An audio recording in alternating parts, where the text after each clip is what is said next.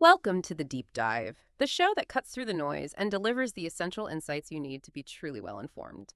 Today, we're embarking on a really fascinating diagnostic journey into an organ we often just take for granted, our lungs.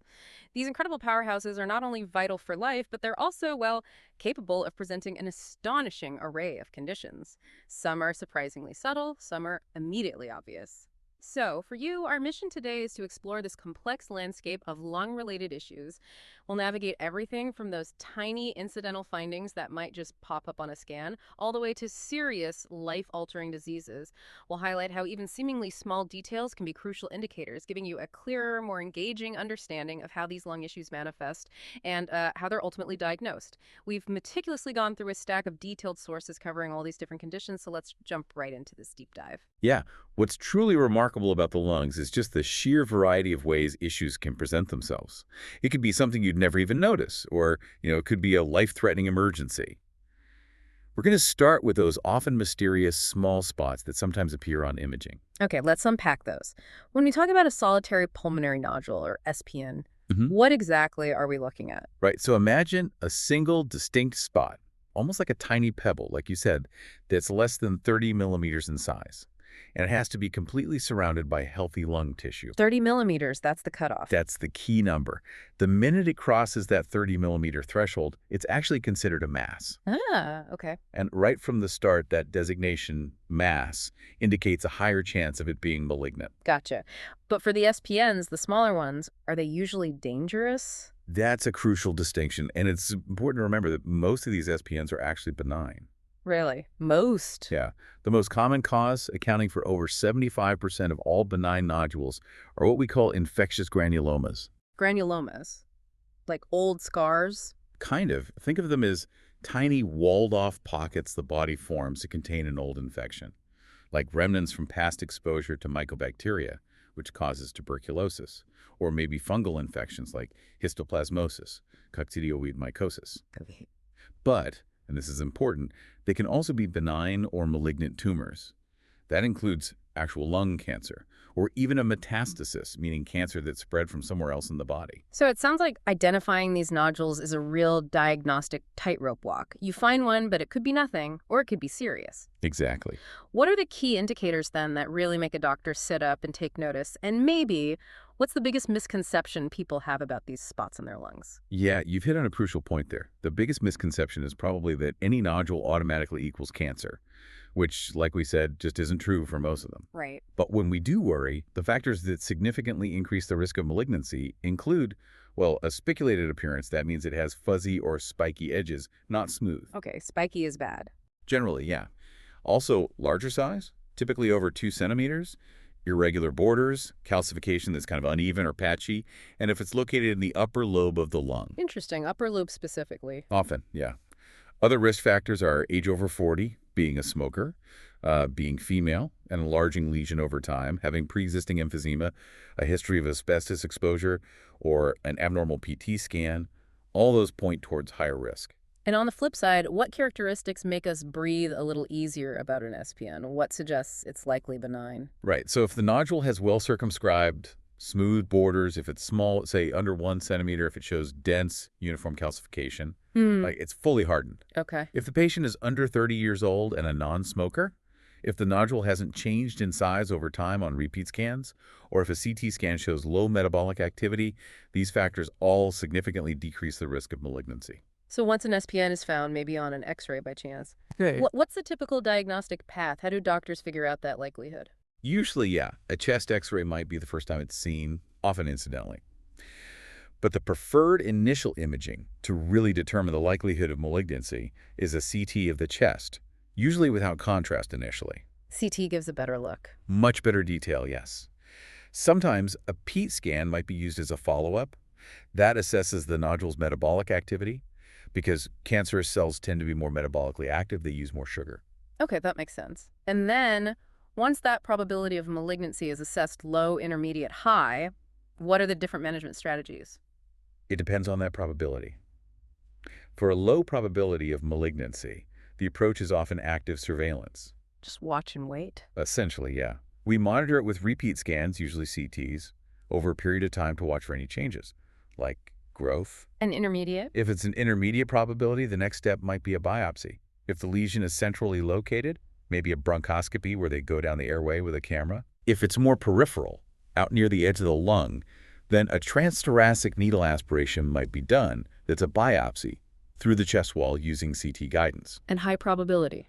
If the probability is high based on the CT features and risk factors, the definitive approach is often surgical resection, actually removing the nodule, which then also serves as the biopsy to confirm the diagnosis. Okay, we've explored those subtle spots. Now let's zoom in on a different kind of lung story, one that involves some pretty fascinating biological quirks. Let's talk about bronchial carcinoid tumors. Ah, yes.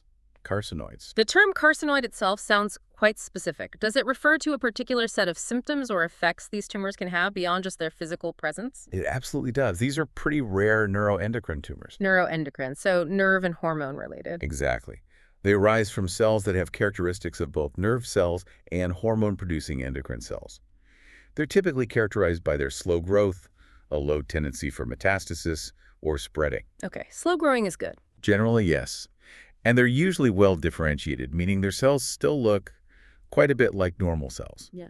Now, while the GI tract is actually the most common site for carcinoid tumors in the body. Oh, really? Not the lungs? No, the lung is the second most common site. And what makes them so unique? Is it because they secrete things like hormones? Precisely. That's their hallmark feature. Mm. They can secrete various hormones like serotonin, ACTH, ADH, or melanocyte-stimulating hormone. Wow. Most of these tumors in the lungs are centrally located near the main airways, and their symptoms often come directly from the tumor mass itself, obstructing those airways. So like blocking the pipes. Pretty much, leading to things like focal wheezing, just in one spot, a persistent cough, or even hemoptysis, which is coughing up blood. I've heard of something called carcinoid syndrome in relation to these. What exactly is that, and how does it manifest if the tumor is releasing these hormones into the bloodstream? Right, carcinoid syndrome is actually rare when the tumor originates in the lung because the liver usually breaks down the hormones before they reach the rest of the body. Mm. But if they do reach systemic circulation or if the tumor is elsewhere, it's a classic presentation. What does it look like? It involves episodes of diarrhea, often quite severe, which is usually due to serotonin release. Then there's slushing of the skin, especially the face and neck, rapid heart rate or tachycardia, bronchoconstriction leading to wheezing almost like an asthma attack, Wow, that's a lot. and sometimes hemodynamic instability like a sudden drop in blood pressure. It's quite dramatic. And you mentioned serotonin. Yeah. How does the tumor make that? What's truly fascinating here is that the tumor essentially hijacks a normal biochemical pathway. It converts a common amino acid, tryptophan, into serotonin. It uses vitamin B3 or niacin as a cofactor in this process. So it's stealing niacin. In a way, yes. This overproduction of serotonin then drives many of the distinctive symptoms of carcinoid syndrome. How are these bronchial carcinoids diagnosed and managed then? A CT of the chest is usually the most useful imaging to locate the tumor. Diagnosis is generally confirmed by biopsy. Like the SPNs, bronchoscopy or needle. Exactly. Bronchoscopic biopsy if the lesion is central and accessible via the airway, or a transthoracic needle biopsy for peripheral ones. Is there anything distinctive they look for? Sometimes during a bronchoscopy, a physician might see a distinctive pink to purple, well-vascularized, centrally located tumor. It looks quite vascular. And the treatment? The definitive management is surgical excision to remove the tumor. Since they grow slowly and metastasize late, surgery is often curative.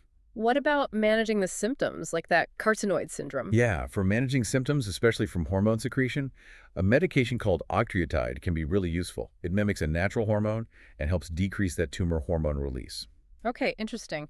Let's zoom out now to the broader picture of lung cancer itself, which is unfortunately a very common and serious concern for many people. It truly is. Lung cancer is the second most common cancer diagnosed in the U.S. overall. It's after prostate cancer in men and breast cancer in women. Second most common diagnosed. But what about deaths? That's the really sobering part. It's the most common cause of cancer-related deaths in the U.S. for both men and women. That's a statistic that always gets me. Despite all the advancements, it remains the leading cause of cancer deaths. Why do you think that is? Is it just hard to detect early? That's a major factor, yes. It's a complex issue. But Lung cancer often doesn't cause obvious symptoms until it's already quite advanced and has maybe metastasized or spread, Right, it's silent for too long. which makes early detection really challenging. Plus, the nature of the disease itself is often very aggressive, Mm. especially certain types, and it has a great tendency to metastasize. Where does it typically spread? The most common sites are the brain, bone, liver, lymph nodes, and the adrenal glands. Once it's spread to those areas, treatment becomes much more complex and cure is less likely. And what are the key risk factors? We all know smoking is a huge one, but what else significantly contributes? You're absolutely right. Cigarette smoking is the giant elephant in the room. It's the most common cause, accounting for a staggering 85–90% of cases. 85 to 90%. Wow. And that includes exposure to secondhand smoke, too. It's not just the smoker who's at risk. Are there any types not linked to smoking? Well, there's one exception to this really strong link.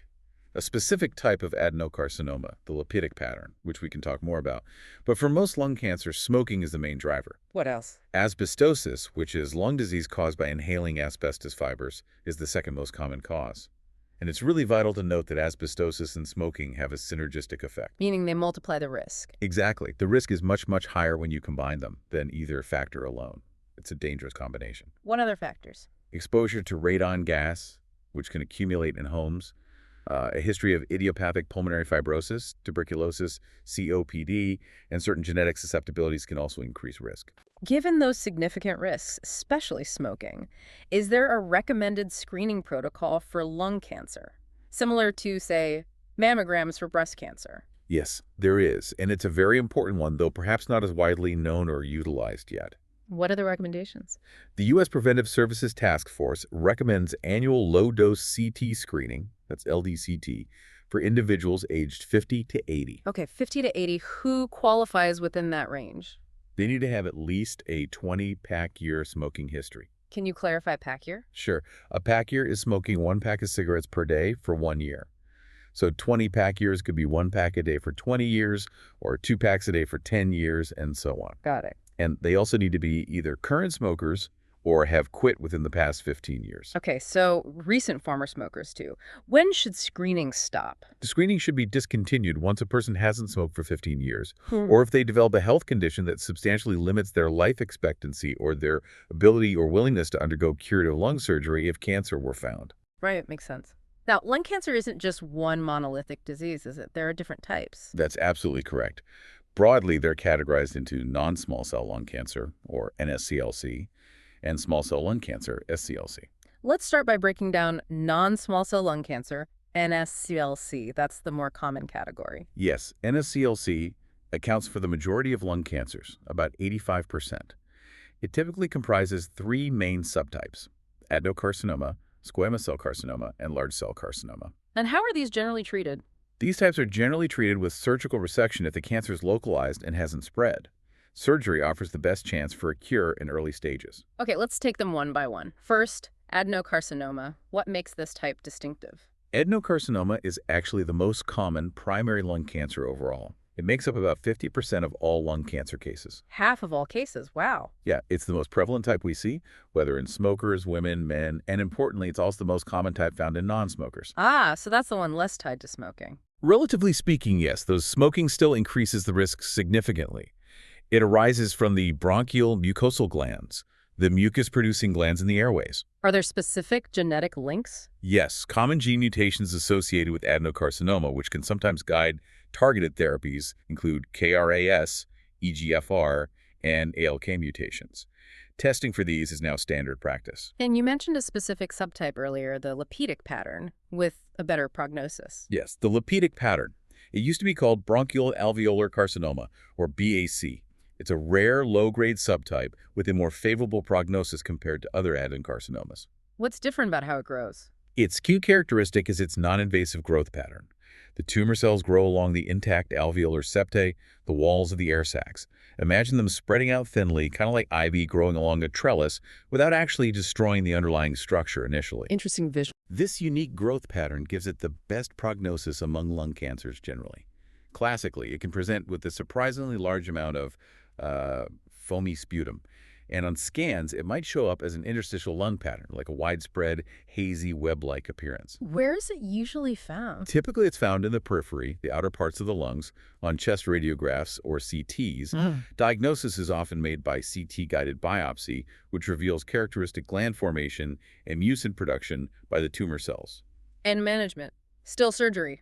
Yes, in most cases where it's operable, surgical resection is the standard management. Okay. What about the next NSCLC type? Squamous cell lung carcinoma. What are its hallmark features? Squamous cell is the second most common lung carcinoma, accounting for about 23% of cases. This one is very strongly associated with cigarette smoking.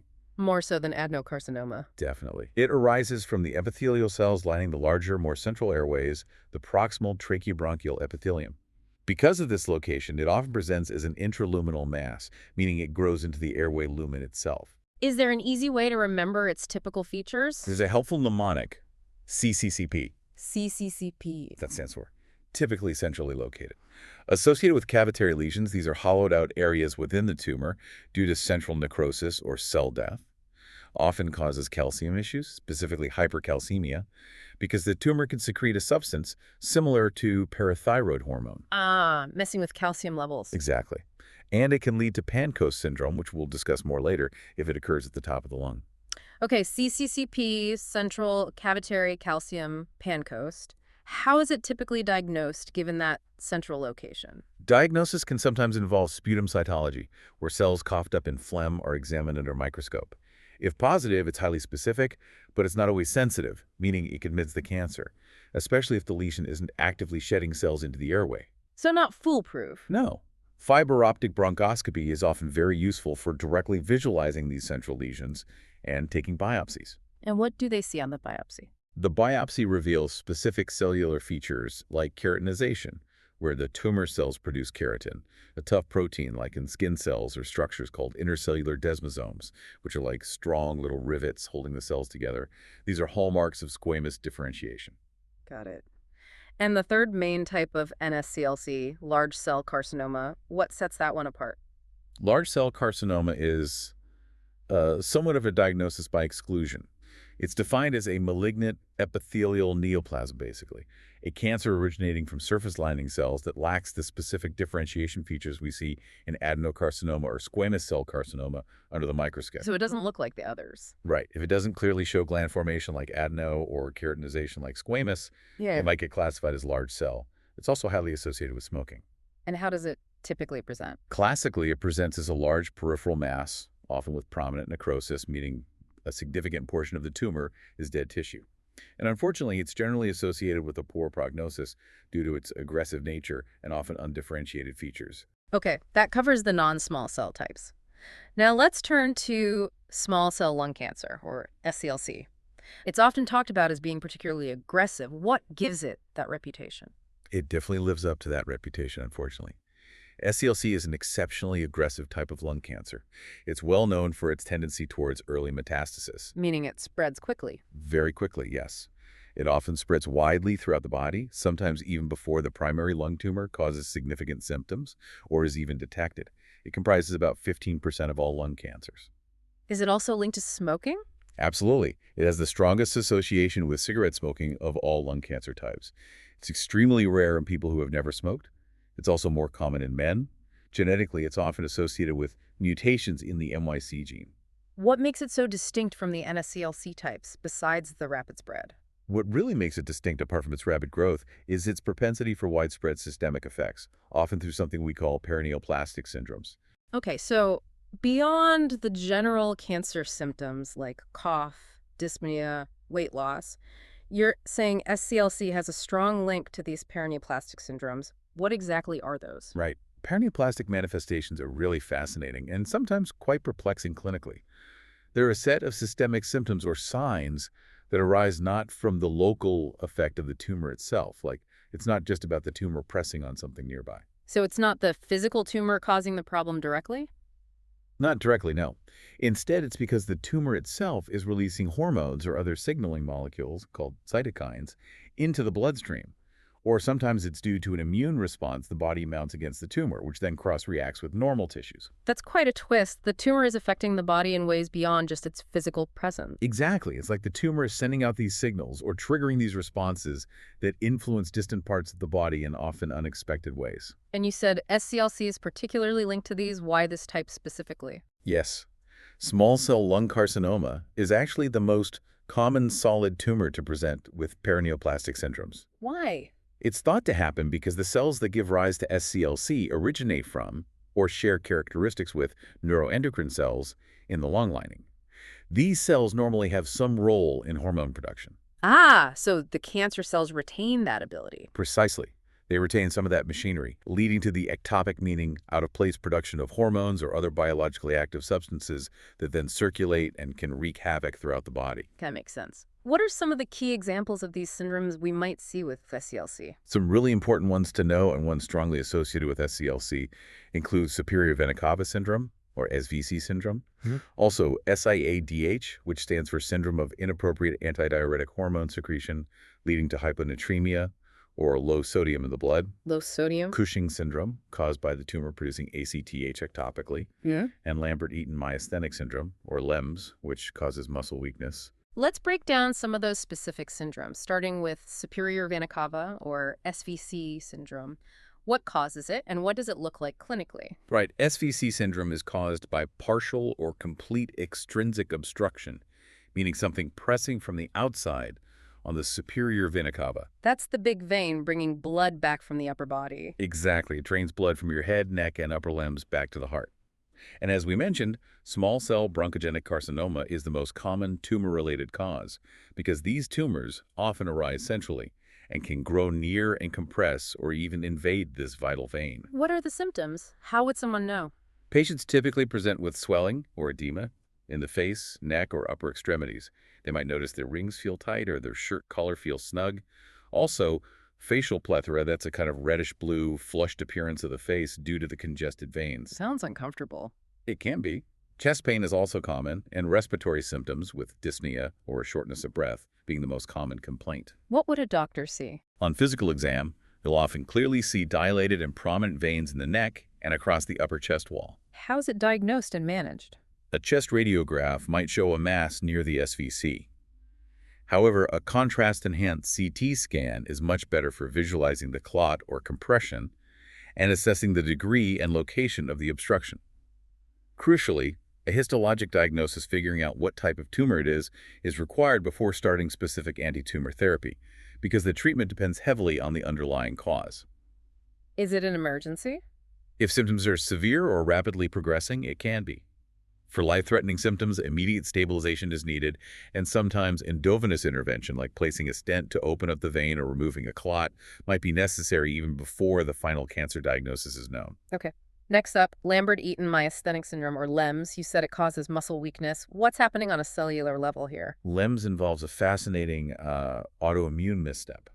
The body produces antibodies, but instead of fighting infection, they mistakenly attack proteins on its own nerve endings. Which protein? Specifically, they attack presynaptic voltage-gated calcium channels at the neuromuscular junction, the place where nerves talk to muscles. Calcium channels. Why are they important? These channels are crucial because they normally allow calcium ions to rush into the nerve ending when a nerve signal arrives. This calcium influx is the trigger for the release of acetylcholine, which is the neurotransmitter chemical that travels across the gap and tells the muscle to contract. So antibodies block the trigger? Exactly. By blocking these calcium channels, the antibodies prevent enough acetylcholine from being released. The signal from the nerve to the muscle gets weakened, leading to muscle weakness. And yes, as we said, it's most commonly associated with small cell lung cancer. The cancer seems to trigger this autoimmune response in many cases. What's the distinguishing symptom? You hear muscle weakness and think of various things, but what makes LEMS unique? The absolute key symptom, the one that really points towards LEMS, is proximal muscle weakness, meaning weakness in the muscles closer to the body's core, like the thighs, hips, or shoulders, that paradoxically improves with repeated muscle use, at least temporarily. Improves with use? That seems backward. It does, but it's characteristic. For example, someone might initially struggle to rise from a chair, but after trying a few times, they find it gets a bit easier. This is because repeated nerve stimulation can eventually lead to enough calcium buildup to release more acetylcholine. That's a huge clue then. Any other symptoms? Yes, patients also often experience autonomic symptoms because those nerve channels are affected elsewhere too. Dry mouth is very common. Postural hypotension, where their blood pressure drops significantly when they stand up, causing dizziness, can also occur. How is LEMS diagnosed and managed? A specific blood test looking for those voltage-gated calcium channel antibodies is diagnostic in most cases. Electrophysiology studies, like nerve conduction tests, are also key. What do those show? They typically show a low CMP, that's compound muscle action, potential amplitude at rest, meaning the muscle gives a weak response to a single nerve impulse. But then, after brief exercise or rapid nerve stimulation, there's a reproducible, significant increase in that CMP amplitude, often more than doubling. That reflects the unique improvement with repeated use. And management. Management focuses primarily on treating the underlying malignancy, which is usually the SCLC. Getting rid of the trigger is key. For symptomatic relief of the muscle weakness itself, medications like amifampridine, which helps promote acetylcholine release, can be very effective. Now let's talk about superior sulcus tumors, which are often called Pancoast tumors. It seems like some conditions are defined more by where they are rather than just what they are. Is that the case here? You've precisely identified the defining characteristic. Yes, the diagnosis of a Pancoast tumor is determined purely by its specific location. Where exactly? It's a tumor located in the superior sulcus, which is basically the groove at the very top, the apex of the lung, where the lung meets the chest wall, neck, and shoulder structures. The diagnosis isn't based on the specific histology or cell type of the tumor itself. And what type of cancer usually grows there? Non-small cell lung carcinoma makes up the vast majority, over 95% of cases. Squamous cell carcinoma is common, but adenocarcinoma can occur there too. SCLC is less common in this location. What makes them tricky? Is it that location again? Absolutely. What makes them tricky to catch early is precisely this location. They often don't cause typical lung symptoms like cough or shortness of breath initially because they're right at the edge, not deep in the airways. So what symptoms do they cause? Instead, they cause symptoms by compressing or invading the vital structures crowded into that confined space at the top of the chest and base of the neck. Like what? They can compress the lower part of the brachial plexus. That's the network of nerves supplying the arm and hand, specifically the C8, T1, T2 nerve roots. They can also affect the ulnar nerve and/or the cervical sympathetic nerve chain running up the neck. So nerve compression is key. What's the most common first symptom? The most common initial symptom, and often a real red flag, is shoulder and arm pain. It's typically in the distribution of those C8, T1, T2 dermatomes radiating down the inner aspect of the arm, maybe to the pinky and ring fingers. It can be quite severe. And then there's that classic syndrome associated with them, Horner syndrome. Yes, invasion of the cervical sympathetic chain leads to the classic Horner syndrome triad, all on the same side as the tumor. It's lateral. That triad is ptosis, which is a drooping eyelid, Okay, meiosis, which is a constricted small pupil, got it. and anadrosis, which is a lack of sweating on that side of the face. Seeing that combination should definitely raise suspicion for a Pancoast tumor. Any other symptoms? Weakness or atrophy, meaning wasting, of the muscles in the hand and arm can also occur due to the nerve compression. As I said, pulmonary symptoms like cough are usually uncommon until the disease is quite advanced and maybe spreads more centrally. How are these diagnosed and managed given their unusual presentation and location? While a chest radiograph might show an opacity at the apex, MRI is actually much better than CT or X-ray for assessing the full extent of the tumor's infiltration into adjacent tissues, especially the brachial plexus, spine, and blood vessels. And getting a diagnosis? Biopsy. Yes, a tissue diagnosis is essential. A core needle biopsy, often guided by CT, is generally preferred to obtain enough tissue for diagnosis and also for molecular marker testing, which helps guide therapy, particularly for NSCLC. What's the treatment approach? It's often multimodal. For potentially resectable disease, the standard approach is typically concurrent chemoradiotherapy, first using both chemo and radiation together to try and shrink the tumor and treat microscopic spread. Then surgery. Yes, followed by surgical resection if the tumor responds and is deemed operable. Then, often, more chemotherapy afterwards. And for certain NSCLC types, particularly those expressing PD-L1, adjuvant immunotherapy with drugs like atezolizumab is now often used after surgery and chemo to reduce recurrence risk. Okay, complex treatment. Next, let's discuss mesothelioma. This is a tumor that has a very strong, specific, and often tragic link to one particular environmental exposure, right? It does, and it's a critical distinction to make from other lung cancers. Mesothelioma is a rare tumor that originates from the mesothelial surface. That's the thin protective lining covering various internal organs. Where does it usually occur? It primarily affects the pleura, which is the lining around the lungs, in about 80% of cases. Mm. But it can also occur in the peritoneum lining the abdomen, or even around the heart or testes. And the link? Its strongest and almost exclusive risk factor, present in about 80% of diagnosed cases, is chronic asbestos exposure, often decades prior. Asbestos. And what about smoking? This is the key distinguishing factor. Unlike almost all other lung cancers we've discussed, smoking is not considered a direct risk factor for developing mesothelioma itself. That's really important to clarify. Absolutely. While smoking is terrible for lung health in general and dramatically increases the risk of other lung cancers like adenocarcinoma and squamous cell, it doesn't increase the risk of mesothelioma. Asbestos is the culprit there. What are the typical symptoms of mesothelioma, given that it starts in the lining around the lung? Patients often present with pleuritic chest pain, that sharp pain that gets worse with breathing or coughing. Also, dyspnea, or shortness of breath, often due to a large pleural effusion, which is fluid accumulation in the space between the lung and the chest wall. These effusions are commonly bloody. Weight loss and fatigue are also common. And how is it definitively diagnosed and managed? Diagnosis requires getting tissue. A pleural biopsy is the definitive diagnostic method, as imaging alone isn't specific enough. This is often done via VATS, video-assisted thoracoscopic surgery. And management. Is it treatable? Management approaches can be complex and depend on the stage and the patient's overall health. It often includes chemotherapy, sometimes combined with immunotherapy.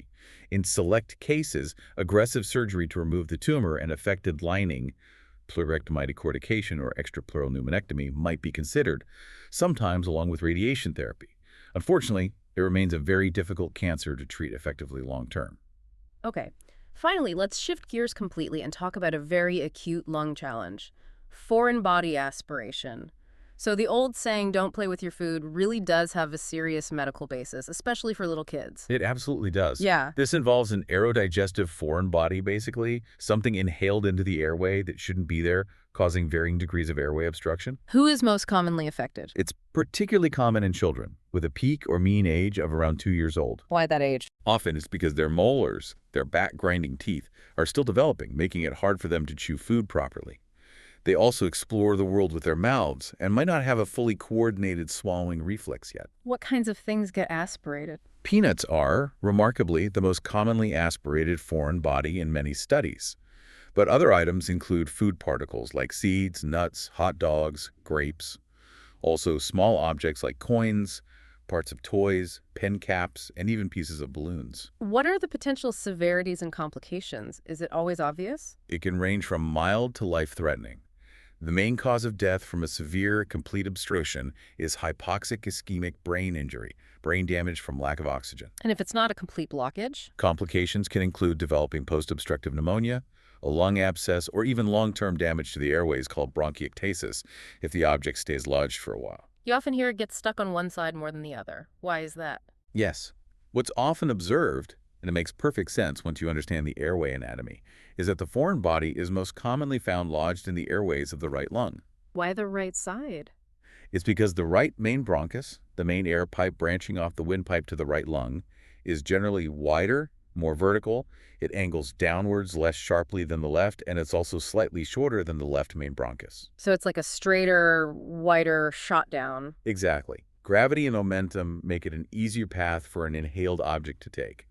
The exact lobe location within the right lung can even depend on the patient's position standing versus lying down at the time of aspiration. What are the symptoms to look out for? How would you know if a child or even an adult aspirated something?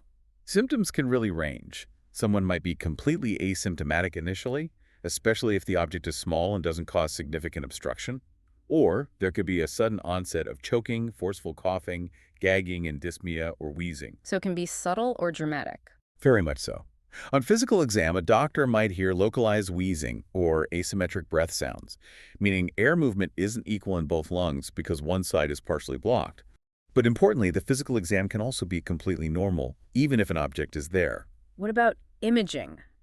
X-rays. Chest radiographs are often the first step. They might show the object if it's radiopaque, like a coin. More often, though, they show indirect signs like air trapping, where air can get in past the object but has trouble getting out, causing that part of the lung to look hyperinflated. This is especially common in children. But the X-ray can be normal. Yes, and that's critical. A normal chest X-ray does not rule out foreign body aspiration if the clinical suspicion is high. The object itself might be radiolucent, like a peanut, or not causing obvious air trapping yet.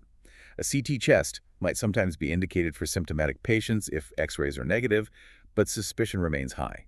So what's the definitive action taken when aspiration is suspected, especially if the person isn't acutely choking anymore but might have something lodged? The definitive diagnostic and therapeutic test is rigid bronchoscopy. Rigid bronchoscopy. Yes, this involves inserting a stiff, hollow metal tube with a light and camera, a bronchoscope into the airway, usually under general anesthesia. This allows the doctor to directly visualize the airways, find the foreign object, and crucially, use special forceps passed through the scope to grasp and remove it. So it finds it and removes it in one go. Ideally, yes. Flexible bronchoscopy can sometimes be used for diagnosis, but is less effective for removal, especially of larger objects. And what about that immediate choking situation? For acute choking with severe distress, the immediate action is the Heimlich maneuver, or back below chest thrusts for infants. If that's unsuccessful and the airway remains completely blocked, an emergency airway like a cricothyrotomy or tracheostomy might be life-saving. Wow, what an incredible journey through the lungs we've taken today. Really covers the spectrum, doesn't it? It really does. From a tiny incidental nodule that might turn out to be perfectly benign, all the way to aggressive cancers with these far-reaching systemic effects like paraneoplastic syndromes, Yeah. and then even something as acute and, frankly, alarming as a foreign body aspiration. This deep dive really highlights the vast range and, the interconnectedness of lung conditions. Absolutely. The symptoms and the diagnostic pathways can be incredibly diverse.